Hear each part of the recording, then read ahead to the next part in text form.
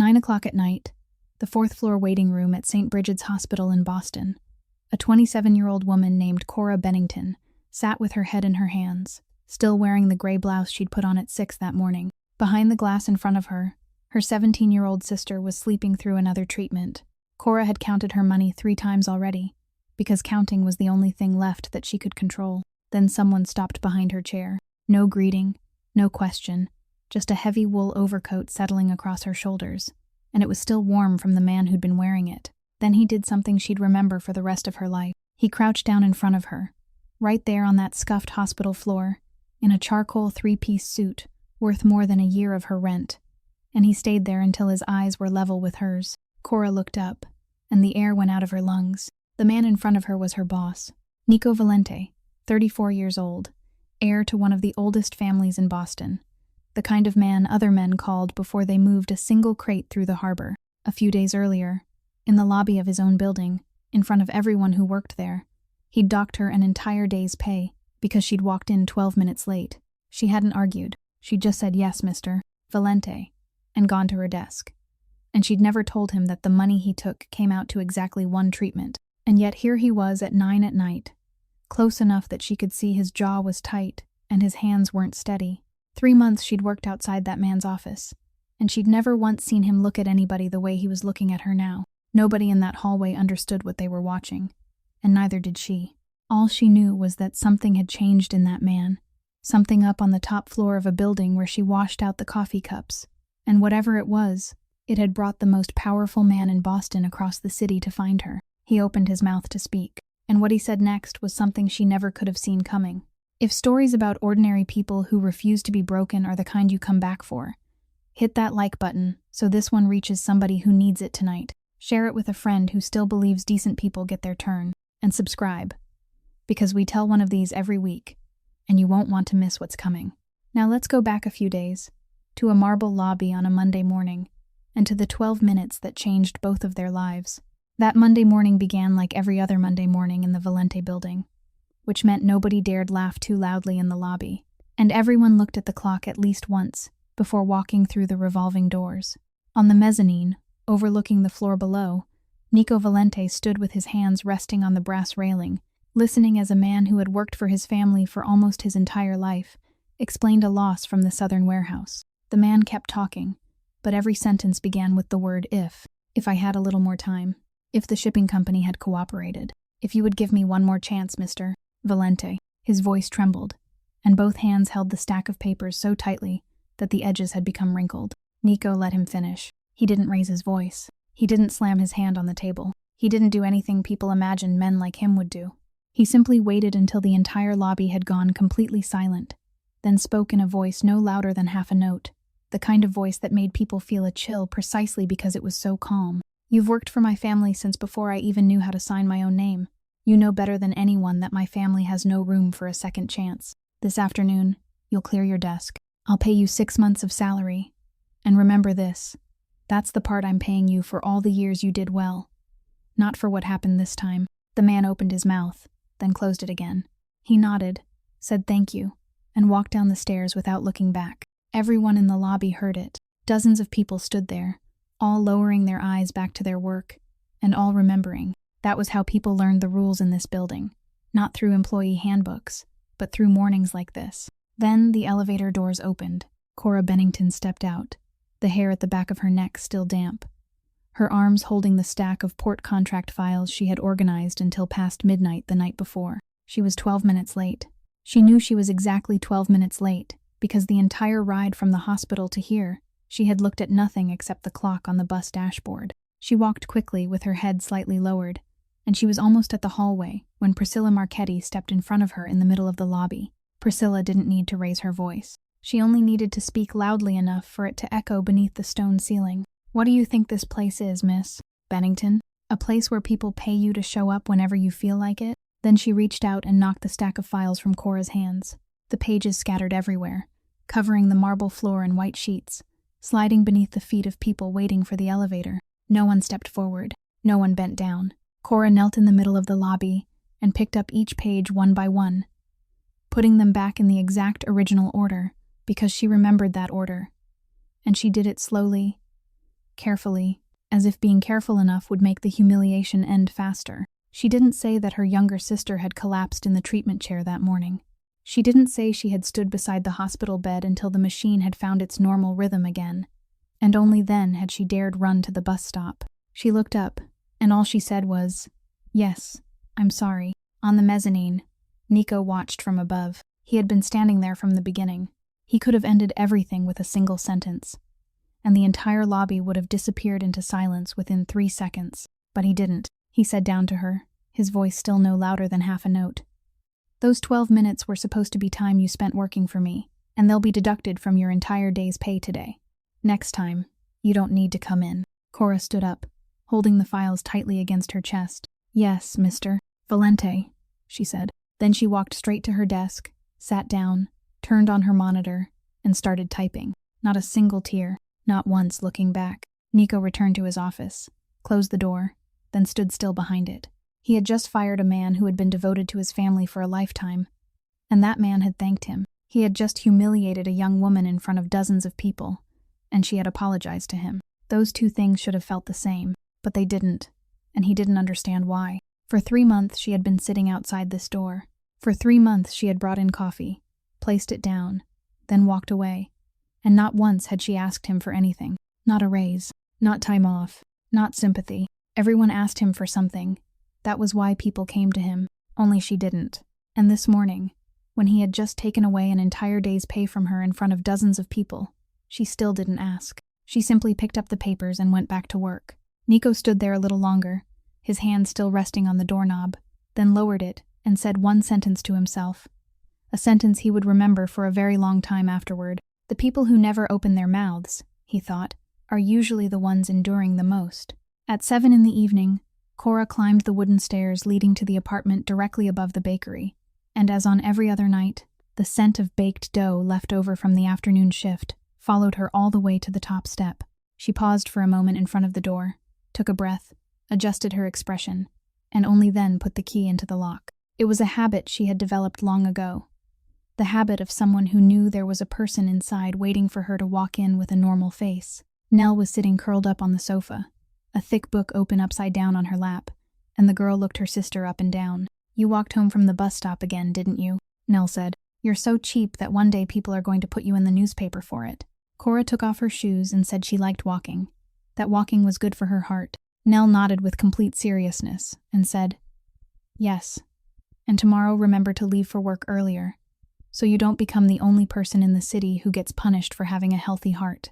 Cora laughed, and that small laugh lifted some of the weight from her shoulders, enough to make her forget for a few minutes about the marble floor that morning and the white papers scattered across the lobby. She went into her sister's room looking for a sweater to wash, and the bottom drawer of the desk was slightly crooked, not fully closed, so she pulled it open to straighten things out. Inside, lying right on top, were 2 sheets of paper. The first was a request for a 1-year academic leave, completely filled out in Nell's neat, rounded handwriting, with the date already written in. The second was a part-time job application for the grocery store at the end of the street, for afternoon and weekend shifts, also completely filled out. Both papers were missing exactly one thing, the signature of a legal guardian. Cora carried the 2 sheets into the living room and placed them on the table. Nell looked at the papers, then looked at her sister, and she didn't deny it. She simply closed her book, set it aside, and spoke in the voice of someone who had thought about this through many sleepless nights. "I've already figured it out, sis. I'll take a year off. I can always go back to school later. I'll work and help you with some money every month, so you won't have to take more night shifts." Cora said nothing. Nell continued, and her voice began to tremble. "You're 27 years old. Your friends are going out, falling in love, continuing their education, and you just work in the morning, go to the hospital at night, then work again on the weekends. I'm not blind, you know. I know you gave up law school because of Dad, and now you're giving up everything else because of me. I don't want to be the reason your life stops halfway." Cora picked up the 2 sheets of paper. She looked at them for a moment, then tore them right in front of her sister, first in half and then into quarters. She did it without anger, only with the certainty of someone closing a door that had been opened the wrong way. Nell let out a small cry. "What are you doing?" Cora sat down on the edge of the sofa, took her sister's hands, and spoke in the warm voice she used only for one person in the world. "Listen to me. If you say that one more time, I swear I'll quit every job I have. Sit right here beside your bed all day, and I won't go anywhere. I'll ask you what you ate and what you drank every 15 minutes. And I'll sing too. You know what my singing sounds like. Let's see how long you can survive that." Nell looked at her sister, her face beginning to crumple because she wanted to cry and laugh at the same time. And then she laughed first. Okay, I take it back. I'd rather go to school than listen to you sing." Cora smiled. "See? I knew it. Your job is to study and get healthy. Making money is my job. We've divided things that way since the day Dad died. Nobody gets to change roles without permission." Nell nodded, wiped her eyes quickly, then pretended something had gotten into them. "Yes, boss." That night, after Nell had fallen asleep, Cora stood in the tiny kitchen and opened the hospital envelope that had arrived that week. She had prepared herself for the number at the bottom of the page. But when she looked down, the amount was much smaller than she expected. Beside the larger portion of the medical expenses was a small printed line she had seen a few times before but had never paid attention to, stating that the amount had been covered by the Lantern Fund, anonymous donor. Cora stared at that line for a while, then she shrugged, thinking it was probably some kind of hospital assistance program for cases like her sister's. Thank God there were still programs like that in the world. She taped the bill to the refrigerator door alongside the others, turned off the kitchen light, and went to sleep. Near noon that day, the private family elevator opened on the top floor, and Rosalind Valente stepped into the hallway with the stride of someone who had never needed to knock on any door in her life. She paused for a moment in front of Cora's desk, and her eyes passed over the young woman sitting there in the same way someone would glance at a chair placed in the wrong spot, noticing that it was there, and then moving on. She didn't ask her name. She didn't nod. She only said, "Is my son inside?" And before Cora could even stand and answer, she had already walked past and pushed the door open herself. Cora sat back down, and she realized her hands were resting on the keyboard without typing anything. Inside, Rosalind placed a thin folder with a leather spine on the desk and pushed it toward her son. Nico didn't pick it up. He only glanced at the cover and asked what his mother wanted him to sign. She said it was the agreement with the Ashford family, that both sides' lawyers had reviewed it, that the assets had been clearly divided, that the Northern Harbor shares would become joint property after the wedding, and that she had arranged dinner for the weekend. Nico asked whether he was allowed to give his opinion at any point in the process, or whether he was only being asked at the stage where he held the pen. Rosalind sat down, removed her gloves, folded them neatly on her lap, and spoke in the same tone she used when discussing the weather. "You say that as if anyone in this family has ever been allowed to choose. Your grandfather didn't choose. Your father didn't choose. I didn't choose. What we choose is keeping this name standing for another generation. Everything else is secondary." Nico remained silent.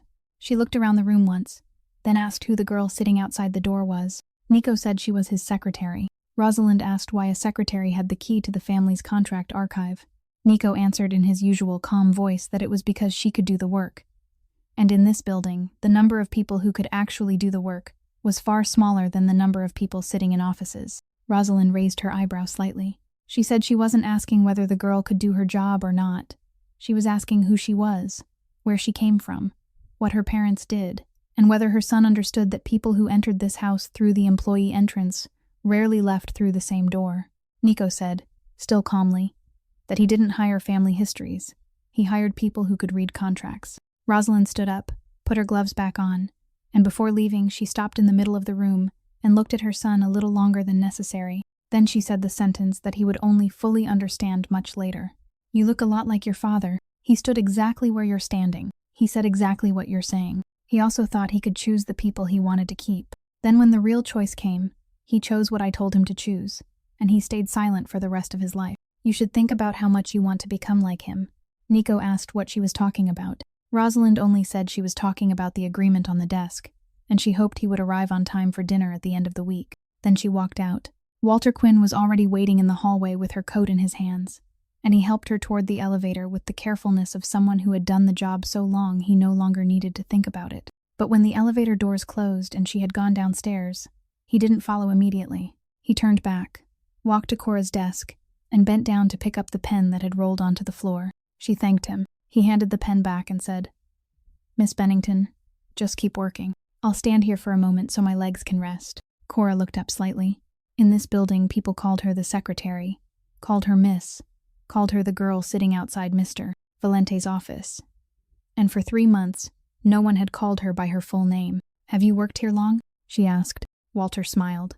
the kind of smile belonging to someone who had many stories to tell but had no intention of telling any of them. "Long enough that I remember things I probably should have forgotten," he said. Then he looked down the hallway where Rosalind had just passed and continued in a quieter voice. "I've driven for this family for almost my entire life, Miss Bennington. I've learned exactly one thing, and it's something no school ever teaches.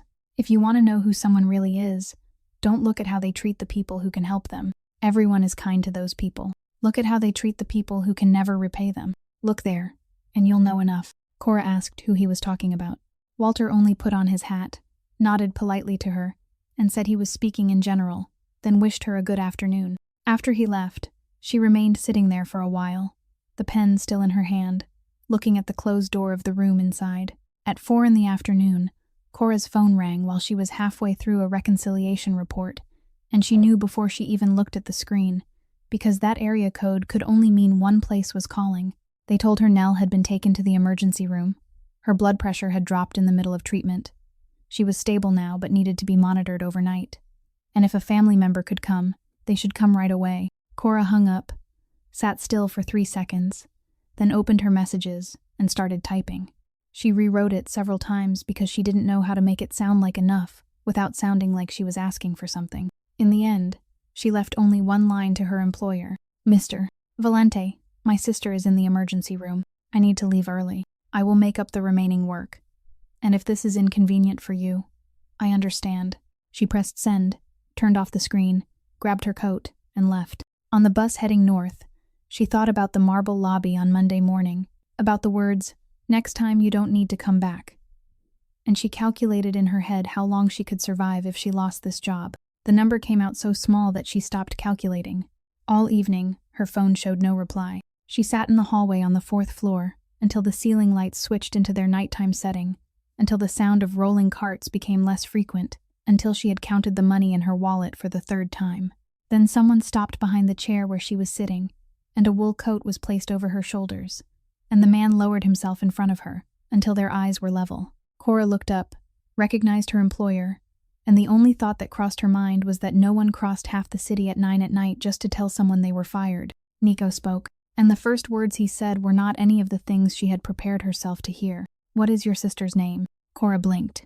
She heard him clearly but still didn't understand, so she asked, "What did you ask?" Nico repeated it, still in that calm voice of his. "I asked what your sister's name is," Cora said.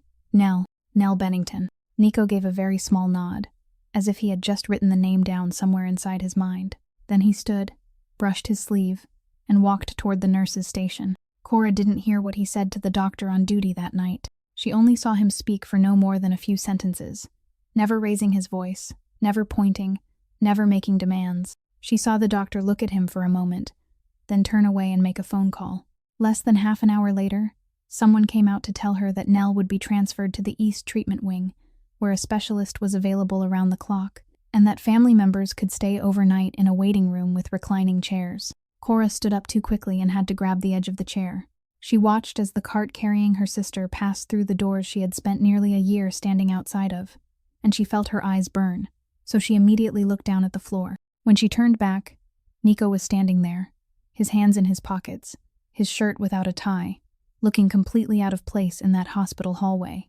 She asked why. Why was he doing this? She said she would pay him back, that she would make up the hours, that she didn't need anyone's pity, and she spoke so quickly that the words tangled over each other. Nico let her finish. Then he gave a very slight shrug and answered in the voice of someone discussing something completely ordinary. "Because you didn't ask." She looked at him. He continued, slower this time. "Everyone asks me for something, Miss Bennington. That's the only reason people come to me. For 3 months, you've sat outside my office, and you've never asked me for anything.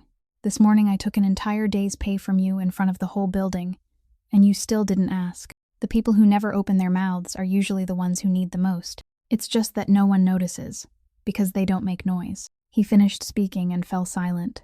He didn't add another word to make it sound more meaningful, and Cora, for the first time in 3 months of working outside that office door, looked up and met her employer's eyes. Near midnight, the Valente building had only one lit window left, on the highest floor. Nico sat alone in his office, his tie still somewhere on the chair from the afternoon, and in front of him were 2 files opened side by side.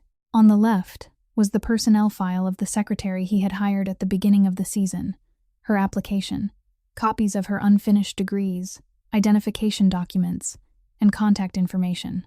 On the right was something that only 3 people in the building knew existed, a folder he kept locked away and never allowed anyone to touch, containing 41 names and the amount of money paid out every month for each one. He had been sitting there since leaving the hospital. The name Nell was what made him stop. Not because it was unfamiliar, but because it was familiar. He turned to the page with that name in the folder on the right, and he read slowly, word by word. In the surname column, it said Whitmore. In the file on the left, the woman who had sat outside his office door for 3 months carried the surname Bennington. 2 different surnames, 2 different sets of documents. 2 people who, according to everything written on paper, had nothing to do with each other. There was only one line that matched, and he read it 4 times before he allowed himself to believe it. The same address. The same apartment on the 2nd floor of a bakery in the Northern District. Down to the exact room number matching character by character. Nico leaned back in his chair. He stared at the ceiling for a long time, and in that silence he heard his own voice from earlier that morning echoing back from the mezzanine. The sentence about 12 minutes. The sentence that said, next time she didn't need to come back. He remembered her kneeling in the lobby, picking up every single sheet of paper while dozens of people stood watching. He remembered her saying, "Yes, sir. I'm sorry." The daughter of that man had apologized to him. Nico reached out and pressed the intercom downstairs. Walter Quinn arrived a few minutes later, still holding his hat, and stood at the door asking what he needed at that hour. Nico pushed the personnel file toward him and asked who had placed that file on the hiring desk. Walter picked it up. He put on his glasses, looked at the first page, then set it down. He answered that the Human Resources Department had sent it up, sir, that they had screened through dozens of applications at the time, and that they must have thought hers was suitable. Nico said nothing. He looked at the man who had driven for his family since before Nico knew how to read, looked at the way Walter was holding his hat a little tighter than usual, looked at the half-second of hesitation before he answered. In his life, Nico had sat across from enough people who lied, and he recognized it as quickly as someone recognizing a wrong note in a song. He could have asked again. He chose not to. He only said, "Thank you. It's late. Go get some rest." Walter nodded, put on his hat, and walked out. The door closed. Nico sat there for a while longer, then pulled the folder on the right toward him. He turned to the page listing the apartment above the bakery. Under normal circumstances, a man in his position would do exactly one thing at that moment. He would let her go the next morning with a generous settlement, cut every connection, and make sure that name never appeared anywhere near him again. He didn't do that. He picked up his pen, crossed out the old amount, and wrote a new number beside it, double the original. Then, he opened the drawer, took out the authorization form for the following month's payment, and on the line where the transfer was made under his name, he crossed his own name out and replaced it with the name of the fund. He did it slowly and carefully, like someone erasing his own footprints in the snow. Then he placed both files back into the safe, turned the lock, switched off the lights, and left. Ladies and gentlemen, this is where there is a question that even the person telling this story had to stop for a moment before daring to continue. A man had just discovered that the woman sitting outside his office was the daughter of the person his family had pushed into hardship, and instead of removing her from his life to make the matter easier, he quietly doubled the payment, then erased his own name from the document. Hold on to that question, because it will follow us all the way to the end. Was the man trying to repay a debt, or was he setting a trap that even he did not yet know who would fall into? 3 weeks passed after the night at the hospital, and during those 3 weeks, no one in the building noticed that anything had changed except 2 people. Nell had returned home, walking normally again, and arguing with her sister about having to eat bland food. And Cora noticed that people had stopped leaving her standing outside the hallway during major meetings, and had started placing an extra chair at the end of the table for her to sit and take notes. She sat there quietly, typing and reading. She read far beyond what her job required, because that was simply who she was, and because that habit had once been her profession. On that Thursday morning, the large conference room was filled with people. On the table was the long-term Northern Harbor lease agreement, the project the entire building had spent nearly half a year working on, and the other side had already sent representatives over with their pens placed neatly in front of them. The head of legal affairs explained that every clause had been reviewed 3 times, that there were no issues, and that everything was waiting only for signatures. Priscilla Marchetti followed, saying the communications department had already prepared the announcement, and all they needed was the signature, so it could be released that afternoon. Nico sat at the head of the table, his hand resting on the documents, and he had already picked up his pen. Then, from the end of the table, came a very quiet voice. "Excuse me, may I ask one question?" Everyone turned. Cora stood up, holding a set of attachments, and said that in the third appendix, under the section regarding dredging obligations, there was a clause about 2 lines long, stating that the tenant would be responsible for all costs arising from the condition of the channel floor at the time of transfer. The head of legal affairs said yes, that was a standard clause. Cora said yes, but in the first appendix, in the section describing the condition at handover, the landlord had stated that the channel floor condition had not yet been surveyed and would be assessed after the agreement was signed. She placed the 2 documents side by side on the table. "That means," she said, "we are signing responsibility for something nobody knows the condition of yet, and the other side will measure it after the ink on the signature is already dry." The room went silent. The representative from the other side sat up straighter. The head of legal affairs picked up the 2 pages, read them, then read them again, and his face changed. He said that clause was in the technical appendix, so it was outside the legal review process. Cora nodded. "Yes, I understand. I just thought it was strange that they were placed next to each other." Nico put his pen down. He didn't look at her. He looked directly across the table at the other party and asked whether they intended to have his side sign first and conduct the survey afterward, or complete the survey before signing. The man hesitated and said it was probably a drafting issue and that his side would review it again. Nico said, "Then we are not signing today." He closed the agreement. The meeting ended in a silence that everyone could hear. People slowly gathered their things and left, while Cora remained behind collecting her papers. When she looked up, Nico was still standing at the head of the table. He took a business card from his breast pocket and placed it in front of her. Her full name was printed on it, and beneath it was a title she would not have even dared imagine 1 month earlier: Executive Assistant. Cora looked at the card, then looked at him, and she was about to say something about whether this was happening too quickly. But Nico spoke first. He said that there had been more than a dozen people in that room being paid to read that contract, and only 1 person had actually read it. He said he didn't pay for titles. He paid for the work. Then he walked out. Cora was still sitting there holding the card when Priscilla returned to the conference room to retrieve the documents she had forgotten. She stopped. Her eyes dropped to the card, paused on the line beneath the name, and she read it for longer than necessary to understand. Then she said in a sweeter voice than usual, "Congratulations, Miss Bennington. You moved up quickly." Cora thanked her. Priscilla smiled, picked up her documents, and walked into the hallway. The smile disappeared the moment she was out of sight. Along with the new business card, the accounting department transferred an advance payment to Cora that she had never requested, accompanied by a note that contained only 1 sentence, saying it was a benefit that came with the position. She stood at the accounting counter for a long time asking for clarification, asking again and again, until the staff member finally had to tell her that the order had come from above and she should just accept it. Cora wasn't used to owing anyone anything without being able to give something back, and she spent 2 full days thinking until she finally came up with a way. On Saturday morning, she woke up earlier than usual, went to the fish market at the end of the street, bought the exact kind of fish her father used to choose, the inexpensive kind that made the broth sweet when cooked, and she prepared a pot of soup, using the same method he had used for the 2 sisters through so many winters in their house near the harbor. Nell sat in the kitchen watching her cook and teased that she was planning to bribe her boss with fish, and Cora told her to be quiet, that this was gratitude, not bribery. There was a difference. On Monday morning, she brought the container of soup upstairs, waited until the middle of the day when the room was empty, and knocked on the door. Nico told her to come in. She placed the container on the corner of his desk and said the words she had prepared on the bus ride over, that she thanked him for the advance payment, that she had nothing to give in return, so she had cooked something instead, that it was a dish her family often made, and he could try it if he wanted.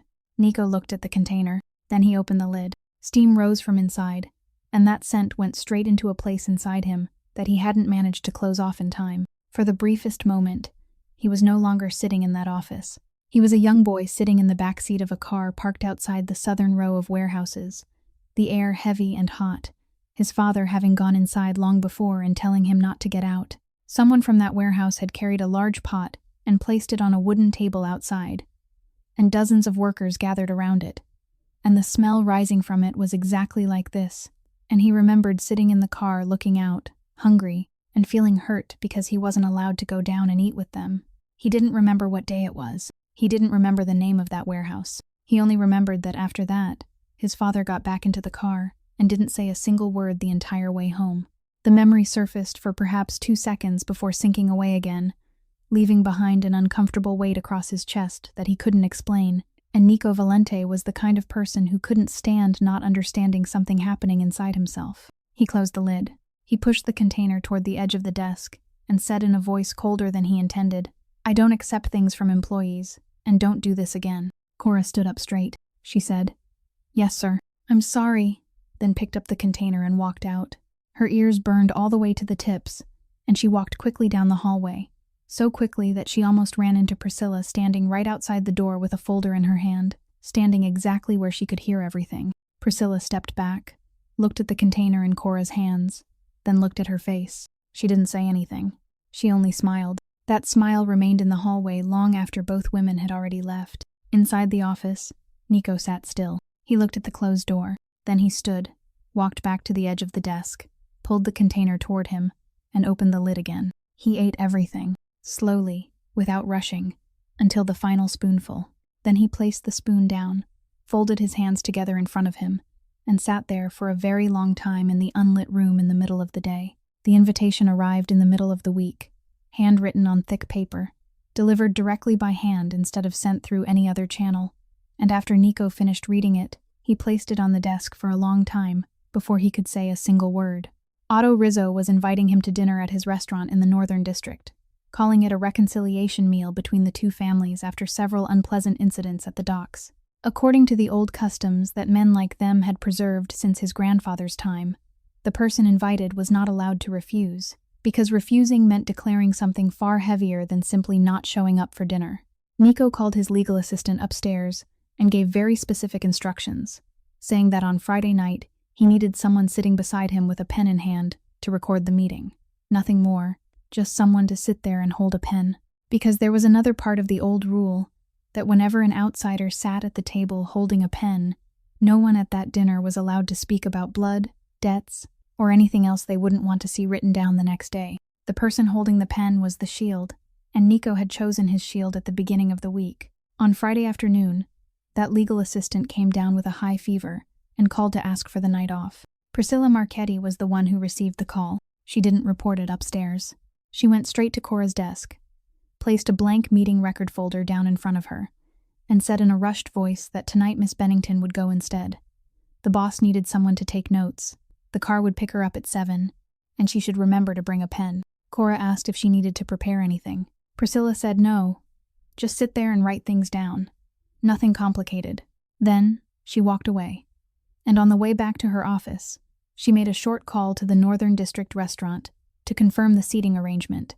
And during that call, she casually added one sentence, saying that her side was sending a secretary as a replacement tonight. Her name was Bennington, and apparently her family used to have a shipyard in Chelsea, the Whitmore family. Whether the owner knew anything about it or not, she wasn't sure. Then she hung up. At 7:30 that evening, Nico walked into the restaurant, and he stopped at the entrance for exactly 1 moment. At the long table inside, beneath the warm golden lights, Cora was already seated, the meeting record open in front of her, the pen placed neatly beside it, her back straight, her face carrying the expression of someone trying very hard to convince herself that she belonged there. Nico had no time to do anything. He couldn't turn around. He couldn't replace her. He could only walk in, pull out the chair beside her, sit down, and keep his expression unchanged. Around the table were older men with salt and pepper hair, jackets hanging behind their chairs, and not a single person had touched their utensils. They were waiting. Otto Rizzo came out last, shook hands with each person, poured wine for Nico with his own hands, and only then sat down at the head of the table. Only when he picked up his fork did everyone else begin eating. The dinner continued for about half an hour with meaningless conversations about the weather, oil prices, and some sports game. Then Rizzo placed his glass down, turned toward Cora, and looked at her. He looked for a long time, without hiding it, the way someone compares a face with another face stored somewhere in memory. Then he asked, "Girl, are you related to the shipbuilder down in Chelsea?" "You have his jaw." The entire table stopped. No one chewed anymore. Cora looked up, and because she didn't understand what was happening, because in her entire life no one had ever asked her a question like that in a place like this. She answered naturally, almost happily, "He was my father, sir. He passed away a long time ago. He had a shipyard down there." Silence fell over the table with such weight that everyone could hear the ice shifting inside the glasses. Someone at the end of the table slowly placed his fork down. Nico did not look at Cora. He placed his own glass on the table, very gently, and said in a low voice, slow and steady, loud enough for everyone there to hear, "Mr. Rizzo, I'm sitting here because I respect the old rules. And the old rules have another part. That anyone who brings up a person who has passed away at the dinner table must be able to answer what happened to him. Do you want to answer that right now? Or should I ask again another night, somewhere without anyone holding a pen?" Nobody moved. Rizzo looked at him, and for a moment there was no trace of a smile left on his face. Then he burst into laughter, loud and easy, slapped his hand against the table, said that Nico was truly his father's son, then turned and called for more wine, and he began telling an old story about a winter at the docks. Everyone laughed along. The dinner continued, but every older man sitting around that table understood that the youngest person in the room had just won a round, and they remembered it. On the drive home, Cora sat in the passenger seat, the meeting record folder resting on her lap, and it wasn't until they crossed the bridge that she finally asked, "What was that about earlier? Why did everyone go silent when I talked about my father?" Nico kept his eyes on the road. He said, "It was nothing. Those old men are superstitious. People just avoid mentioning the dead during meals, that's all." It was the first time in his life Nico Valente lied to her. He said it calmly, smoothly, and naturally. And for the rest of the drive, he gripped the steering wheel so tightly that his knuckles turned white beneath the passing streetlights. The next afternoon, rain came down early, and instead of heading toward the office, Nico turned onto the road leading to the old docks, where rows of metal roof warehouses sat against the water, and most of them had stopped operating long ago. He stopped in front of a warehouse with no sign, unlocked the door with a private key, and told Cora to go inside. The place was empty, with only a few stacks of wood pushed against the walls and a dusty metal table left in the middle. He told her this was where his father had started, back when he had nothing except a rented warehouse and 2 old trucks, and that the glass building on the main street later on had all grown from the exact place where they were standing. Cora asked why he had brought her there. Nico walked to the metal table, placed both hands against it, and said something no one in that building had ever heard from him before. He told her that the Valente records had 2 parts. The part on the surface was transportation, construction, warehouses, the things everyone could see. The part underneath was made of agreements left behind from previous generations, contracts without paper trails, payments that people called by beautiful names while everyone understood what they really were. His father had lived inside that lower part his entire life, and when he died, he left it to Nico the way someone leaves behind a house with a damaged foundation. He said he wanted to pull the entire family out of that lower world, completely, without negotiation, and he had started more than a year ago.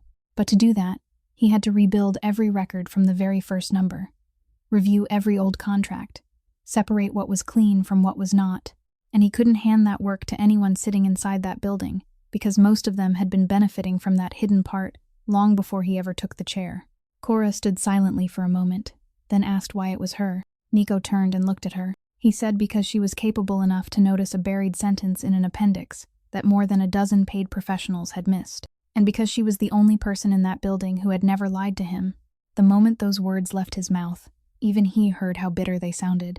The night before, on the bridge, he had lied to her about the dinner table in the Northern District, and he had done it so smoothly that she believed him immediately. He looked away. Cora didn't notice. She was looking at the metal table, and after a while she said that she had studied law before, studied for 2 years at a university in the city, on a full scholarship, and she once thought her life would go in that direction. Then her father got sick. The shipyard in Chelsea closed down. Their paperwork and property disappeared one by one. Her mother sold the last house they owned and then followed her father not long after, and all that remained were the 2 sisters. She said she filed her withdrawal papers one morning, without crying, because at that time she still had to go home and cook dinner for her sister. She said she didn't regret it, and she said the sentence so quickly that both of them knew it wasn't entirely true. Nico didn't ask anything else about that father. He didn't dare ask. Outside, the rain grew heavier, striking the metal roof with a steady rhythm that filled the entire empty warehouse. They stepped outside beneath the overhang, waiting for the rain to ease enough to return to the car, and the distance between them at that moment was only one step. Nico said quietly that he had never brought anyone down there before. Cora looked up. In that moment, neither of them said anything else, and both of them knew that if the silence lasted only a few more seconds, something would happen that neither of them could take back. Cora was the one who stepped away first. She moved back exactly one step, out from beneath the shelter, and the rain splashed against her coat. She said, "You're the owner, and I'm the employee. You pay my salary, you sign my papers, and you can fire me any morning you want. This won't go anywhere, Mr. Valente, and I don't have anything left to lose." Nico didn't stop her. He only stood there beneath the metal roof, watching her walk toward the car through the rain, and he let her go. Priscilla Marchetti had parked her car about half a block away from that warehouse, turned off the engine, and sat there through the entire storm. She didn't capture much. Only a few shots through the rain blurred across the windshield, two silhouettes standing beneath the metal awning closer than an owner and an employee normally would, and one final picture of the woman stepping backward into the rain. When she got home, she looked through every image again, then deleted all of them except one. She never considered selling it to the newspapers, because newspapers were loud, and noise never got her anywhere. She thought of something slower and more certain. The rest didn't require any advanced skills. With her position, she had access to the shared external relations mailbox, where every message involving outside partners passed through. She selected several real emails from Cora, the ones discussing meeting schedules and doc figures, forwarded them into an intermediary account, then rebuilt them into a new chain of conversations, cutting some parts, adding a line here and there, rearranging the dates. Read from beginning to end.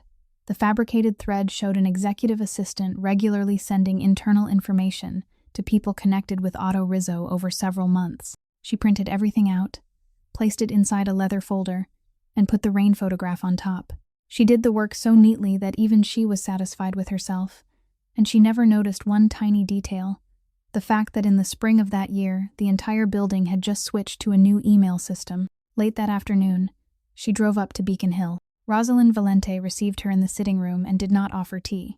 Priscilla placed the leather folder on the table and spoke in the voice of someone doing something painfully difficult for her conscience, saying that she had struggled for a long time before bringing it over, but she thought Mrs. Valente should know before things went too far. Rosalind opened it.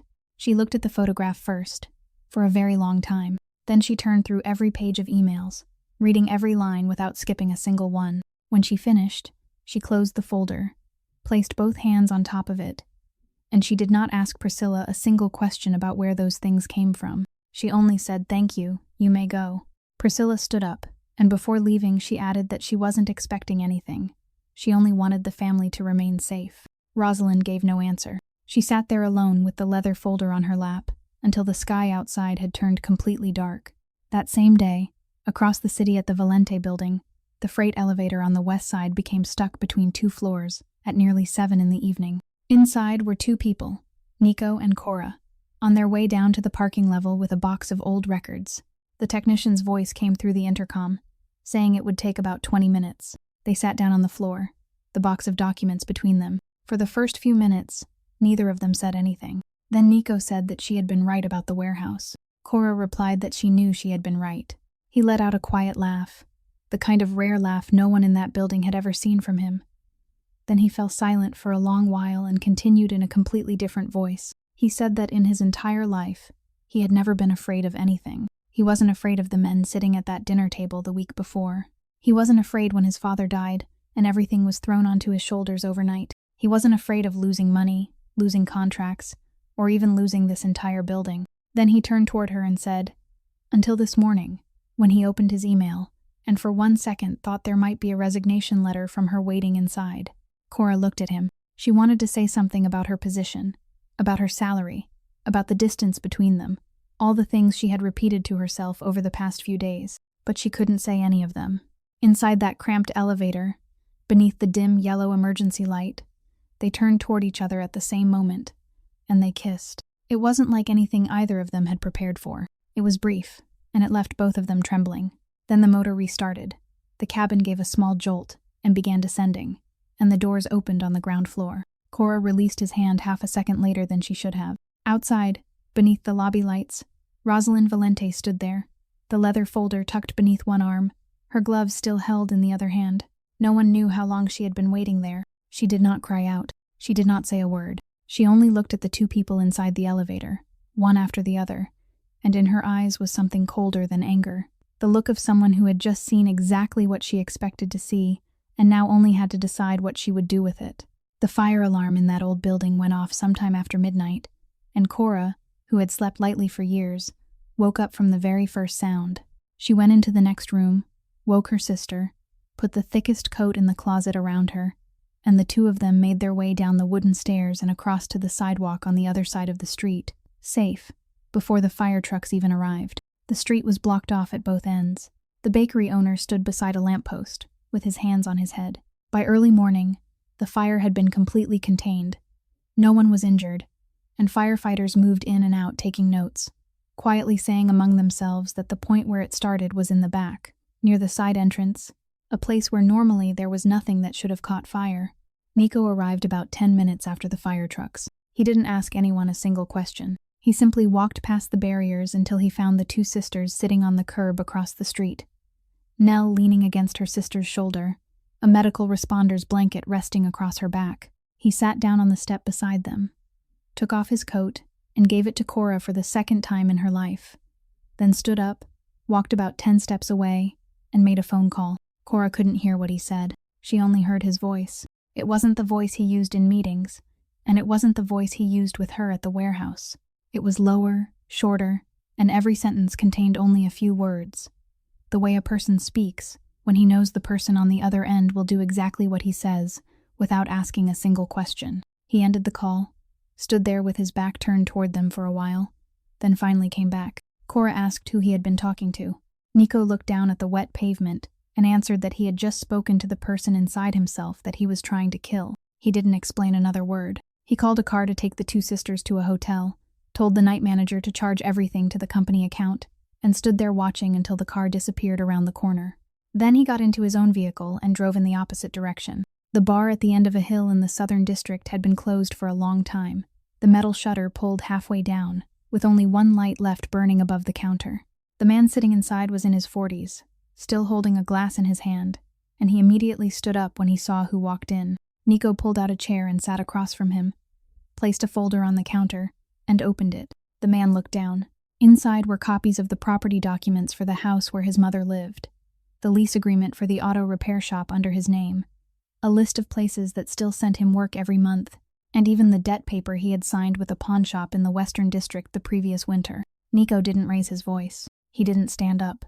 He didn't touch the man with a single finger. He only spoke in a voice so calm that it made the man's face lose color. He said that last night a woman and her 17-year-old sister had been forced to stand outside on a sidewalk in the middle of the night.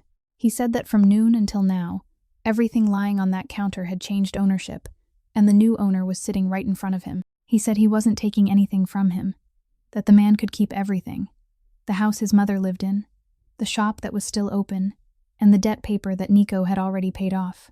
There was only one condition: that by tomorrow morning he leave the state and never come back. The man opened his mouth to ask who had ordered him to do it, but Nico raised a hand to stop him. He said he didn't need to know the name, because asking for the name meant he would have to do one more thing, and that was the thing he was trying not to do anymore. The man took his hat from the counter, stood up, and walked out through the back door. Nico remained there alone beneath that single light for a very long time. Then he took out his phone and called Walter Quinn. The old man answered on the first ring, even though it was almost 4 a.m, and Nico noticed that he clearly hadn't been asleep. He didn't ask how he was. He didn't say anything else first. He simply said, "Mr. Walter, tonight I bought an entire person's life in one afternoon just to force him out of this city, and I did it so easily that it scared me. You've driven for my family since before I even knew how to read. Look at me now and tell me, what do you see?" The other end of the line went silent. Nico waited. He could hear the old man's breathing, could hear the sound of a clock ticking somewhere inside his home, but Walter Quinn didn't answer. He only said, "It's late, son. Go get some rest." And then he hung up first. 3 days after the fire, a Valente shipment was held at the northern port because of a customs documentation issue, and Nico had to fly out that afternoon, leaving word that he would return the day after tomorrow. Rosalind Valente had been waiting for that exact evening. The call came to Cora's landline at nearly 7. The house manager's voice, polite and brief, saying that Mrs. Valente wanted to see her at the Beacon Hill residence, and a car was waiting downstairs. Cora knew she could refuse. She also knew that refusing would only delay what was coming, not make it disappear. She took her coat and went. In that high-ceilinged sitting room, Rosalind did not invite her to sit. She placed a leather folder on the low table and opened it. The first page was a photograph taken through a rain-covered car window. The pages after that were emails, printed cleanly, with dates, recipients, and arranged in order from winter until now, and when read from beginning to end, they told a very clear story about an executive assistant who had been regularly sending internal information to people connected with Otto Rizzo. Cora picked it up and read. She read slowly. And the more she read, the colder her hands became. Not because she was afraid, but because she recognized that every sentence in those pages was written in her own words, except they had been rearranged into a different order. She placed the folder down and said, "I wrote these emails, but I didn't write them like this, and I didn't send them to these people." Rosalind said she didn't care. She told her that in her life, what was true or false was rarely as important as how something looked when it was placed in front of others. Then she pulled a signed check from the leather folder and pushed it across the table, face down. She told Cora to take it, leave this city, and stop contacting her son. Cora did not touch the check. Rosalind looked at her. Then she said the sentence she had prepared, speaking in the calm voice of someone reading a line from a report. She said, "I know your sister is waiting for a kidney. I know how long that list is and how much money a case like that costs. So don't perform this little act of being the poor woman who doesn't need money in front of me, because I've seen that performance many times, and every actor takes the check in the final scene." Cora stood still for several seconds. Then she picked up the check. She didn't turn it over to look at the amount. She tore it in half, then into quarters, and placed the pieces neatly on the table in front of the older woman. She said, "Mrs. Valente, I don't know who you've met before me, but I grew up in a home where my father paid his workers even during the months when the shipyard had no work, and when he died, he didn't owe anyone a single dollar. I won't sell my sister, and I won't sell the name my father left me. Good night." Rosalind did not respond. She only pressed the bell. 2 people from the house escorted Cora to the car, drove her straight to the office building in the middle of the night, watched as she emptied her desk drawer, returned her access card and the key to the archive room, then walked her all the way to the revolving doors. She walked back to the hotel through the cold night, carrying a cardboard box containing a few notebooks, a pen, and the title card she had only held for a short time. Meanwhile, at Beacon Hill, Rosalind Valente remained in the sitting room and began making phone calls. She did not call the hospital. She called several people she had known through charity events. One person on the board of an insurance company in which her family had held shares for generations. Another person responsible for reviewing financial eligibility for organ transplant cases in the region. She did not ask anyone to break the law. She only mentioned that the guarantor listed on the file had recently lost her job, that under regulations the financial documentation was no longer sufficient, and that she believed everyone involved wanted to follow the proper procedures. 3 days later, a letter arrived at the old address above the bakery, stating that the patient file for Nell Bennington had temporarily been removed from the waiting list until a new guarantor could be provided. Ladies and gentlemen, in life people often fear the knives that strike from behind, but there is a far more dangerous kind of knife, one that is cleaned, carefully wrapped, and placed directly into the hand of a mother, so she becomes the one who strikes while still believing she is protecting her family. The person who handed her the knife stands outside, clean, without a single drop of blood on them, and remember that carefully, because that leather folder will return. The night they watched her clear out her desk, Cora still had to go down to the storage room in the basement to return the document boxes she had been borrowing. The 2 Valente men waited outside the door. They didn't come in, and they didn't even bother looking at what she was doing inside. She placed the boxes back onto the shelves, and when she pushed the last one into its original place, the row of shelves beside her shook slightly. A cardboard box on the very bottom shelf split open, and several yellowed folders slid onto the concrete floor. She bent down to pick them up, intending only to put them back neatly and leave. Then her eyes stopped on the words written across the first page of the folder lying on top. It was a foreclosure record for mortgaged property. The asset listed was a shipyard in Chelsea. She knew that address by heart, because she had grown up in the yard filled with sawdust from that place. The owner's name was Thomas Whitmore. The party carrying out the repossession was listed under the Valente family name, with a red circular seal stamped over the bottom section of the page, and beneath it was the signature of Salvatore Valente, written in a bold, decisive hand, without hesitation anywhere. Cora sat down on the cold concrete floor and read it again from the beginning. The date was written in the upper right corner, and she didn't need long to understand what she was looking at. 3 days after that date was the morning her father collapsed in the middle of the shipyard and never stood up again. For all those years, the two sisters had believed there had been some debt, some bank, some endless chain of circumstances that adults never had time to explain to children. Now it had a name, it had an address, it had a red stamp, and that stamp was the same name printed on the title card she had placed into the cardboard box just 10 minutes earlier. At the very bottom corner of the page, there was also a small notarization mark. The ink faded, dated March, sitting slightly crooked beneath the signature section. Cora looked at it briefly and moved on, because at that moment there was no room left in her mind for any other detail. She folded the folder, pressed it against her coat, and walked out. 2 days later, Nico returned. He arrived at the airport late in the afternoon, and he was informed at the car door that his executive assistant had been dismissed under his mother's orders, had returned her access card, and had cleared her desk. He didn't go home.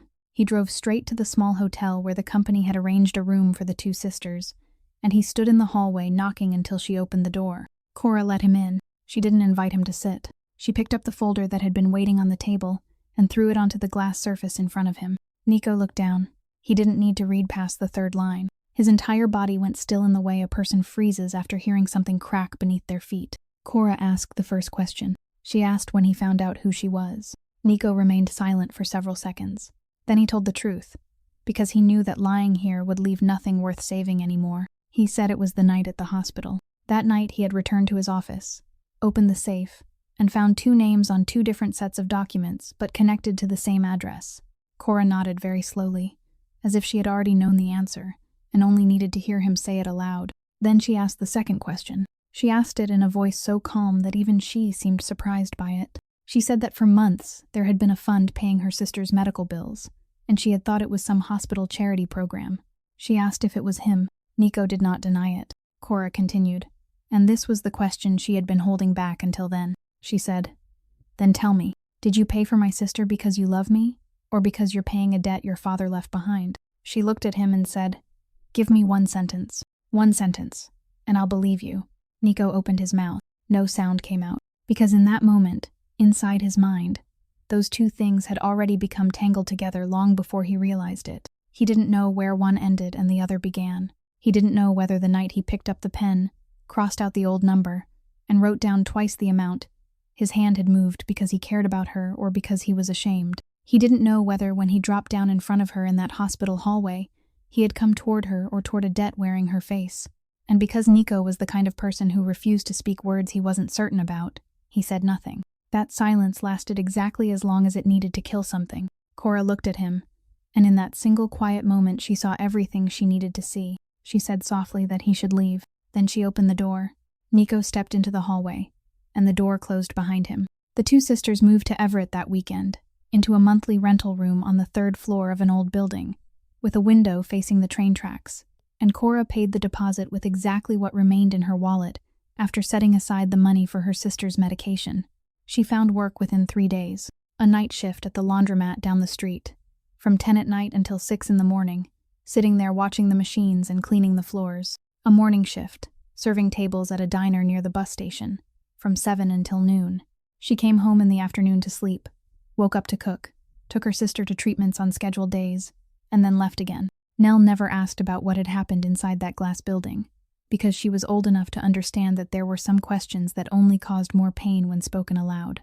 She only reminded her sister to eat, and every night before Cora left for work, she placed a packed meal inside her bag.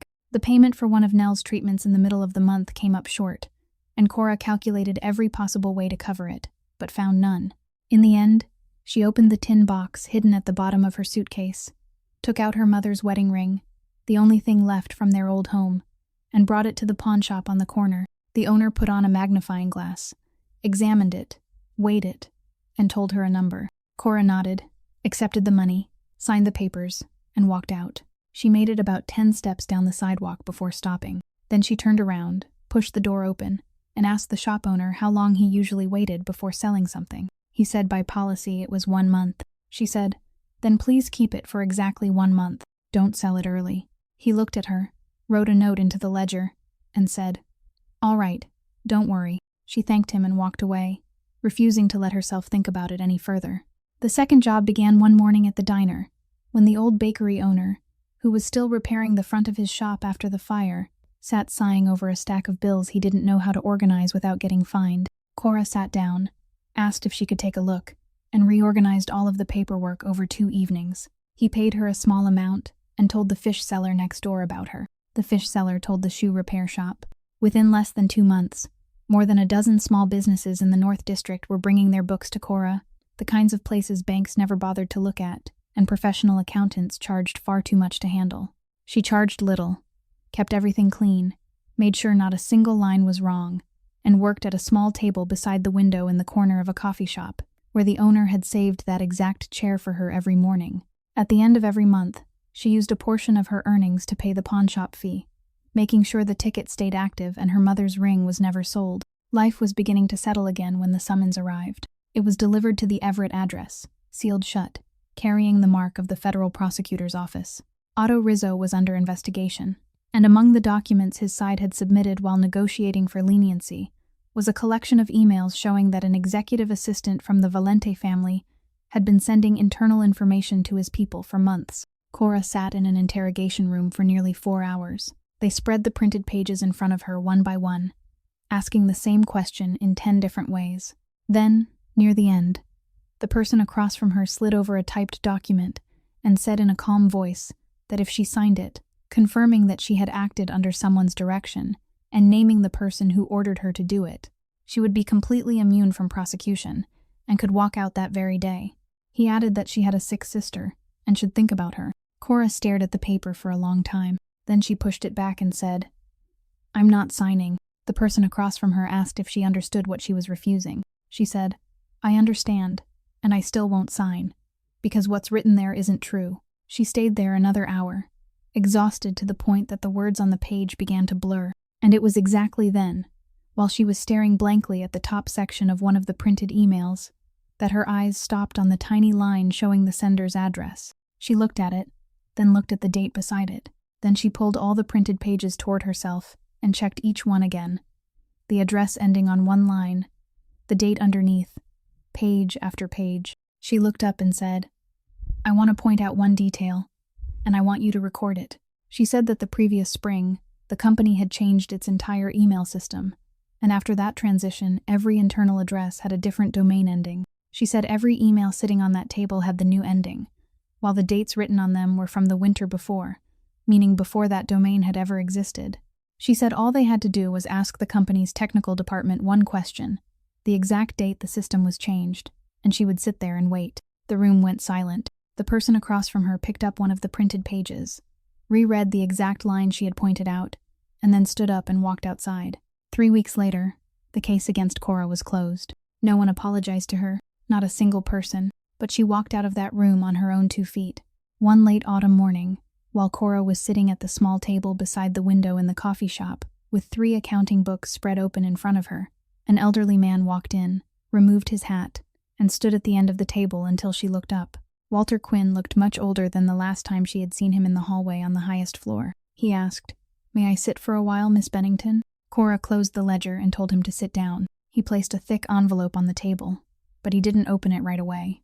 He sat there in silence for a long time, both hands folded together on the tabletop, and then he said he had come to tell her 2 things, and he had carried both of them inside himself for far too long. The first thing, he said, was her job application. Cora told him that she had submitted that application herself. Walter shook his head. He said she had put it into the mailbox where hundreds of applications arrived every month, and hers would have remained there until someone eventually threw it away. He was the one who pulled it out. He was the one who placed it at the top of the stack that went to the hiring desk, and he had looked carefully to make sure that in those papers she had written under her mother's name, Bennington, not the surname her father had left behind. He never told anyone who she was. He never even told Mr.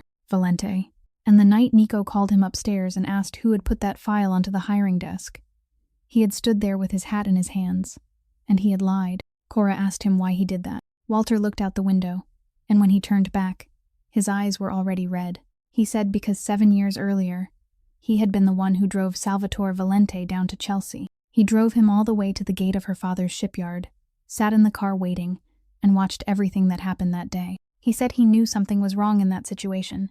He knew it from the very beginning, and he never said a single word to anyone. He said when her father died, he came there, stood at the very back, and didn't dare walk closer. Then he went home and continued driving for that family for those 7 years, opening doors, carrying luggage, nodding and saying yes, sir, and every year he carried another piece of silence with him. He said, "I didn't take anything from your father, Miss Bennington. I only sat in that car, but I sat in that car for 7 years, and that is the heaviest sin I carry." So when he saw her name among those applications, he thought it was the last chance God would give him to do something right. And he did it through secrecy, exactly the same way he had lived his entire life. Then he opened the envelope. Inside was a copy of a payment ledger, and he pushed it across the table toward her. He said this was the second thing. Cora opened it and immediately saw the words, "The Lantern Fund," written at the top of the page, the same name she had seen printed on the hospital bills taped to the refrigerator door. There were 41 names inside. Walter said Nico Valente created that fund before he ever met her, back when he had only just begun reopening and reviewing his father's old records. Nico discovered that there were cases where Otto Rizzo had acted under the Valente family name, families pushed out of their workshops, workers who lost their jobs and then lost access to medical care as well. He found each family one by one and paid their medical expenses quietly, never allowing his name to appear. The 41 names in that ledger were 41 families like that, and her sister was one of them. From before she ever stepped inside that building, Cora sat completely still. She turned back to the first page, searched for her sister's name, and looked at the date written beside it, a date that came long before the day she had submitted her job application. Walter spoke softly, and this was the sentence he had traveled all the way there to say. He told her that she had asked Nico one question, and he had not been able to answer it, hadn't she? She had asked whether he did it because he cared about her or because he was repaying his father's debt. "Miss Bennington," Walter said, "he came to your family because he was trying to repay his father's debt. That is true, and it started long before he even knew you existed. Then he met you. Then he fell in love with you. Those two things happened on top of each other, and he couldn't separate them. Just like I could never separate that night sitting in the car from the rest of my life. He didn't dare tell you because he knew that if he did, you would think his feelings were nothing more than compensation written into a ledger, so he chose silence. That house taught the men in it to live that way. Whenever there was something too difficult to say, they stayed quiet. And I stood there watching him stay quiet, just as I stood there watching his father stay quiet, and I still didn't open my mouth. Ladies and gentlemen, perhaps this is the moment when we have to admit one thing to ourselves. In this story, the person who caused the deepest pain was not only the one who signed the paper, nor the one who offered the check. It was also the people who saw everything, understood everything, and chose not to speak. Silence is never free. People only pay for it later, and most of the time, they pay with an entire lifetime. The call came on a Wednesday morning, while Cora was sitting at her small table comparing the ledger for the fish shop, and the person on the other end read out the name Rosalind Valente and asked if she was the emergency contact. Cora said there must be some mistake. The person told her that the system listed this number, registered since the beginning of the year, under the executive assistant's name. No one had bothered to update it after she left. Rosalind had suffered a mild stroke right in the living room of her Beacon Hill home. The housekeeper found her in time. She was past the immediate danger, but someone from the family needed to sign the paperwork. Cora sat still for a moment. Then she closed the ledger, apologized to the owner of the fish shop, and caught the first bus. In that white hospital room, Rosalind Valente lay turned slightly to one side, half of her face still unable to move properly, her hair falling loose from its bun, and she looked so much smaller that Cora almost didn't recognize her. Her son was at the harbor and unreachable by phone. Other than Cora, there was no one else in the room. Rosalind opened her eyes, saw her, and it took several seconds before she could speak. She asked why she had come. Cora pulled up a chair, poured water into a cup, placed it on the table beside the bed within Rosalind's reach, and only then answered. She said, "Because the hospital called me, ma'am, and because right now, you don't have anyone else." Rosalind told her she didn't have to come. Cora said, "Yes, I could have stayed away." Then she added more quietly, "But I came because I don't want to become someone like you." Rosalind looked at her for a long time. Then she smiled, a crooked smile because half her face was still numb, and she said, "Sit down. There's something I need to tell you, and I don't know how long I'll still be able to say it." She told the story slowly, stopping several times to catch her breath. She said that spring, her husband had spent almost an entire month in the hospital. He was admitted at the beginning of March and released near the end of the month. While he was there, the Chelsea matter was still unfolding, and outside those hospital walls, Otto Rizzo had already been using the Valente name to seize control of Cora's father's shipyard. She said she knew. She had known from the beginning, and she had been faced with a choice. Either drag everything into the light and let the Valente name appear across newspapers in connection with a case like that, or sign the papers and let it disappear quietly. She chose the second option. She signed her husband's name in that small notary office downtown, in March of that year, while he was lying in a hospital bed breathing with machines only a few blocks away. Cora sat frozen. She remembered the bottom corner of that document in the storage room, the faded notary stamp slightly crooked, dated March, the detail she had passed over as if it were nothing. Rosalind continued. She said that when her husband woke up and learned what had happened, he sat there looking at her for a long time, exactly the same way her son looked at people when he didn't know what to do. Then he said nothing. He stayed silent until the day he died. He allowed the entire city to believe that signature belonged to him. He allowed his own son to believe it too. She said, "That boy hated his father for 7 years because of something his father never did, and I let him keep hating him. Because as long as he hated his father, he wouldn't turn around and look at me." She stopped for a long time. Then she said the sentence that Cora would hear again in her mind many nights afterward. "Do you want to know why I hated you so much, Miss Bennington? It wasn't because you were poor. In my life, hundreds of poor people walked through that house, and I couldn't remember the face of a single one of them. It was because every time I saw you moving through that house, I saw the price of my silence walking right in front of me, wearing the face of the man from Chelsea." Then she closed her eyes and said nothing more. Cora stayed there until the nurse came in. She signed the documents they placed in front of her.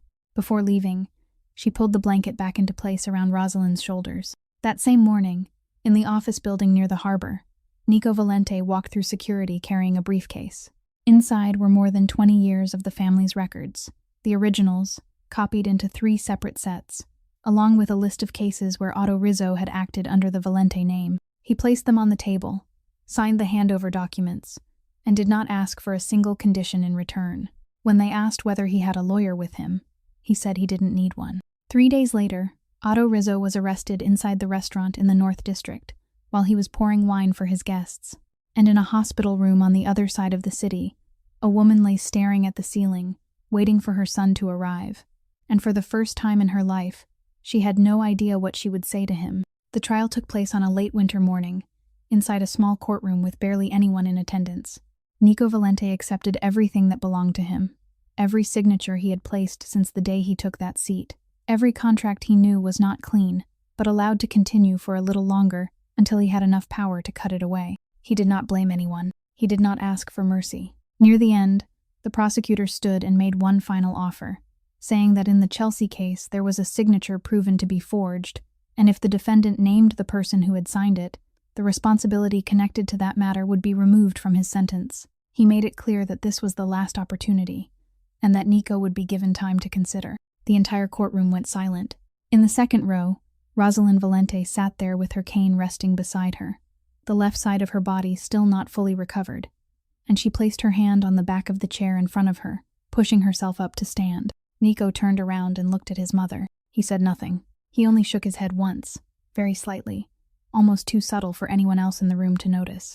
Rosalind sat back down. Nico turned toward the judge and said the defendant had nothing further to add. The sentence was 14 months. In the days that followed, Cora did something no one asked her to do. She took the payment ledger Walter had given her and wrote a handwritten letter to each of the 41 names inside it. She explained where the medical payments they had received for the past 2 years had come from, who had created the fund, and why. Some people advised her not to do it, saying that if people were living peacefully, why bring the past back again? Cora only answered that people had the right to know who they were indebted to, and no one had the right to decide that for them. 2 weeks later, the envelopes began arriving at the address in Everett. First 1, then 3, then an entire stack. Nearly 40 families, most of them former workers from the Chelsea shipyard, some sending a few $dozen, some sending much more, some including handwritten notes with trembling words. The oldest among them came to see her in person, holding his hat in his hands, and told her that her father had paid them fully, even during the months when the shipyard had no orders. He borrowed money to pay them and never let them know. He told her, "Don't call this charity. This is a debt. We're just paying it back 7 years late." Priscilla Marchetti lost her job soon after the truth about the email chain came out. And in that industry, rumors traveled faster than records. So every door she knocked on gave her the same polite refusal. She had once been a poor girl too. She had once walked 2 bus routes just to save money. She had once studied late at night in diners after finishing her shifts. She believed that seat on the highest floor was something she had paid for with her entire youth. And until the final day she packed her belongings and left the building, she still refused to believe she had done anything wrong. 1 year later, Nell Bennington received her kidney transplant. The surgery was successful.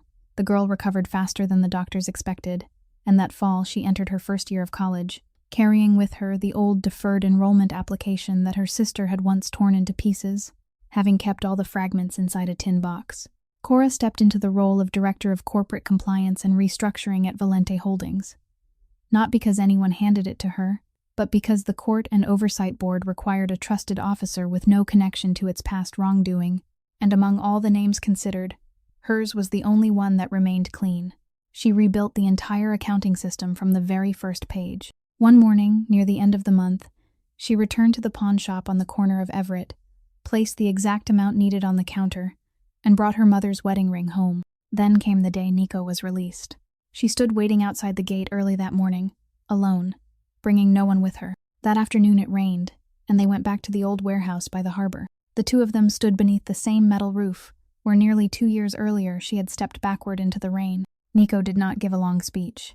He lowered himself onto his knees in front of her, right there on the wet concrete floor, and stayed exactly like that until their eyes were level. Cora looked at him. Then she reached out her hand. "Ladies and gentlemen, our story ends here, leaving us with a few things worth carrying with us.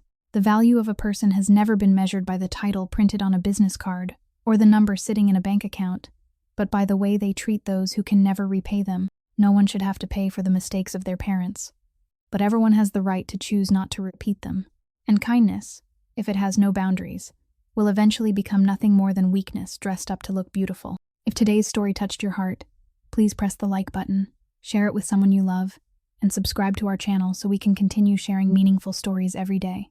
What do you think about Cora, about Nico, and about those envelopes that arrived 7 years too late? Please leave a few words in the comments, because we truly want to hear the thoughts that come from the deepest parts of your heart. We wish everyone watching this video good health, a joyful life, and peace in every day that follows.